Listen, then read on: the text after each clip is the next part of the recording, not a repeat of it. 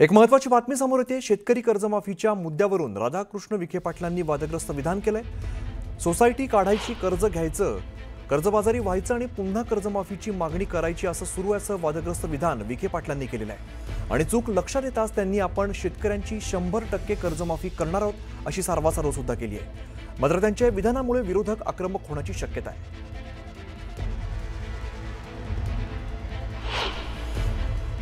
Society काढायची, कर्ज काढायचं, पुन्हा कर्जबाजारी व्हायचं आणि पुन्हा कर्जमाफीची मागणी करायची।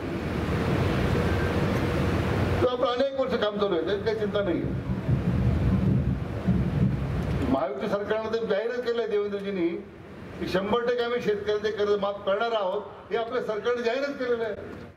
नमस्कार, मी आमिर केद्रे, तुम्ही पाहता न्यूज18 लोकमत। आणि एक महत्त्वाची बातमी आपण बघूया।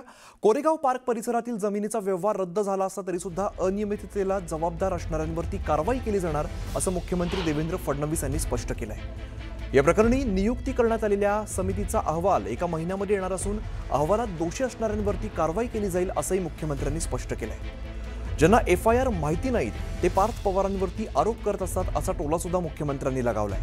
तर या व्यवहारात सही करणाऱ्यांवरती गुन्हा दाखल झालाय असंही फडणवीसांनी सांगितलंय। या व्यवहार प्रकरणात स्टॅम्प ड्युटी भरावीच लागणार असून स्टॅम्प ड्युटी भरल्याशिवाय व्यवहार रद्द होणार नाही असंही मुख्यमंत्र्यांनी स्पष्ट केलंय। त्यांनी दोन्ही पक्षांनी ही रजिस्ट्री रद्द करावी अशा प्रकारचा अर्ज केलेला आहे। त्या अर्जाच्या अनुषंगाने त्यांना जे पैसे भरावे लागतात, कारण रजिस्ट्री रद्द करायची असेल तरी पैसे भरावे लागतात, त्यामुळे त्या संदर्भातली नोटीस त्यांना इश्यू झालेली आहे। त्यामुळे पुढची कारवाई जी काय ती होईल। मुद्रांक शुल्काच्या संदर्भातली नोटीस ही देण्यात आली आहे, ती भरल्याशिवाय हा जो काही व्यवहार रद्द होत नाही। तरी देखील जी काही क्रिमिनल केस दाखल झालेली आहे ती यांनी संपणार नाही। त्या संदर्भातल्या ज्या काही अनियमितता आहेत त्याला जो कोणी जबाबदार असेल त्याच्यावर पुढची कारवाई होईल। यासोबत एक पॅरलल इन्क्वायरी जी चाललेली आहे ACSच्या अंतर्गत एक कमिटी आम्ही केलेली आहे, त्याच्याही अंतर्गत सगळी चौकशी करून 1 महिन्यामध्ये त्याचा अहवाल आम्ही घेऊ। त्याच्यामध्ये याची किती व्याप्ती आहे, अजून कोण कोण याच्यामध्ये आहेत, या संदर्भातली सगळी माहिती मिळेल आणि मग त्यानुसारच पुढची कारवाई ही केली जाईल।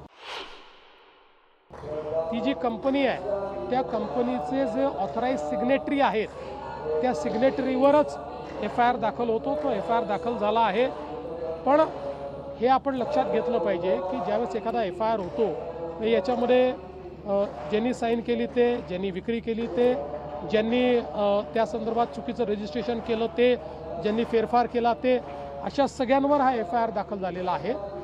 याच्या चौकशीच्या दरम्यान अजून जर कोणाची नावं आली, कोणाचा संबंध आला तर त्यांच्यावरही कारवाई ही होत असते, पण आता जो FIR केलेला आहे त्याच्यामध्ये कोणालाही डावललेलं नाही।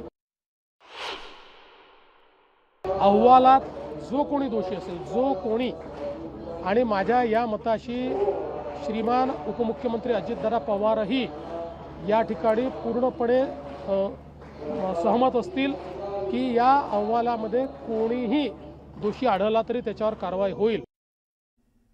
आणि या संदर्भातलीच एक महत्त्वाची अपडेट समोर येते, ती म्हणजे महसूल विभागाचा पार्थ पवारांना दणका बघायला मिळतोय। दस्त रद्द करायचा असेल तर 42 कोटी भरा, महसूल विभागाचं अमेडिया LLPला पत्र मिळतंय। तर पुणे जमीन व्यवहार प्रकरणी हे पत्र पाठवण्यात आलेलं आहे। दस्त रद्द करायचा असेल तर 42 कोटी भरा असं या पत्रामध्ये नमूद करण्यात आलंय। महसूल विभागाचं अमेडिया LLPला हे पत्र आहे।